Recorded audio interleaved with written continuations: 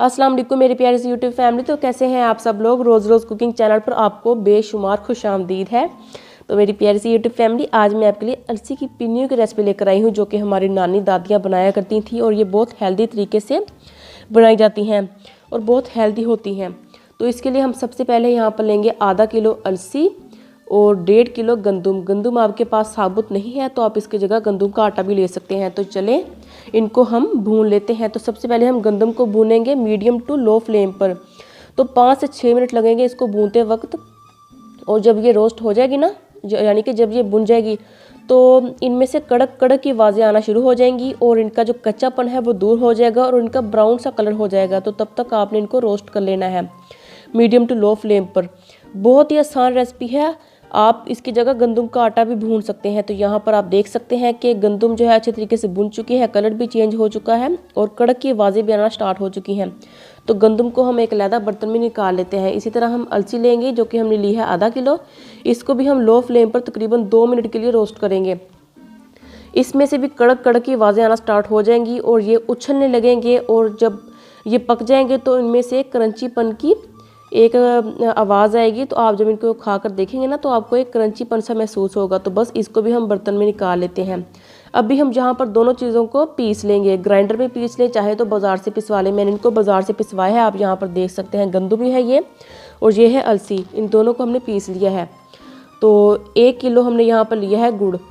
गुड़ आपने वाइट लेना है, अगर आपके पास ब्राउन है तो आप वो भी ले सकते हैं। 1 प्याली यानी कि 1 कप हम यहाँ पर लेंगे मूंगफली और आधा कप हम यहाँ पर लेंगे किशमिश। कोई भी ड्राई फ्रूट्स हों आप वो ले सकते हैं, चाहे तो बादाम ले सकते हैं, चाहे तो खजूरें ले सकते हैं, चलगोज़े, पिस्ते, कुछ भी ले सकते हैं, अखरोट भी ले सकते हैं।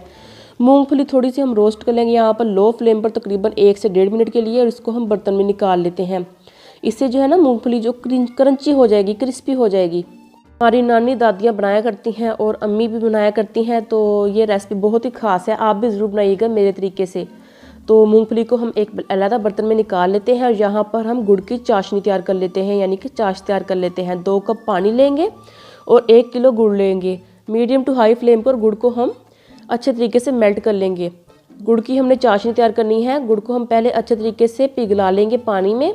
तो पानी हमने इसीलिए ही ऐड किया है कि ताकि गुड़ अच्छे तरीके से पिघल जाए। जब गुड़ अच्छे तरीके से पिघल जाए तो हमने इसको तकरीबन 5 मिनट के लिए और पकाना है। तो इसकी हमने एक तार से थोड़ी सी कम ही चाशनी तैयार करनी है, यानी कि जब हम चम्मच ऐसे फेंकेंगे ना, तो इसका जो आखिरी ड्रॉप है वो आहिस्ता से गिरेगा।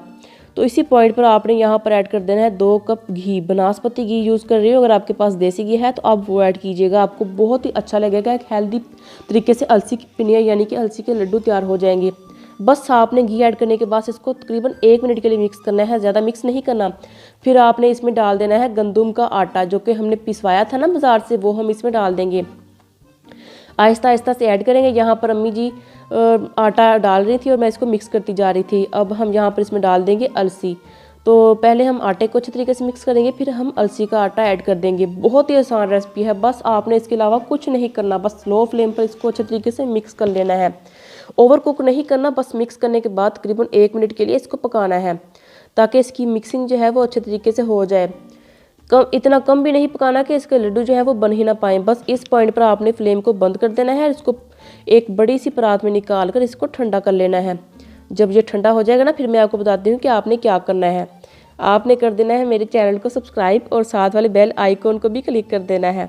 जब हमारे अलसी के ये मिक्सचर जो है वो ठंडा हो जाएगा ना, तो हम इसमें ऐड कर देंगे कुछ ड्राई फ्रूट, जो कि हमने आपके सामने दिखाए थे ना। किशमिश है और साथ मूंगफली है। जब ये मिक्सचर ठंडा हो जाएगा ना अलसी का, तब आपने इसमें ऐड करनी है मूंगफली और किशमिश।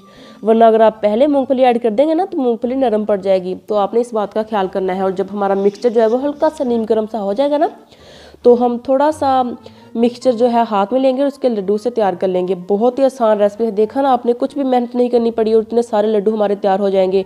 मेरे इस मिक्सचर से ना 39 लड्डू तैयार हो चुके थे अल्हम्दुलिल्लाह। तो मेरी प्यारी सी यूट्यूब फैमिली, आपको आज की रेसिपी कैसी लगी मुझे प्लीज़ कमेंट बॉक्स में ज़रूर बताइएगा। अपना बहुत सारा ख्याल रख रहे हैं और ये लड्डू आपने ज़रूर बनाने हैं। सर्दियाँ आ गई हैं तो नज़ला, ज़ुकाम, खांसी, back pain, joint pain, sir में दर्द रहता है, माइग्रेन जिसको आप कहते हैं, तो इस पॉइंट पर आप ये अलसी के लड्डू बनाकर स्टोर कर लें। मैंने इसको एक डब्बे में स्टोर कर लेना है अभी और इसको एंजॉय करना है। तो इसी के साथ अल्लाह हाफिज़ and take care, stay blessed and stay happy. Bye bye.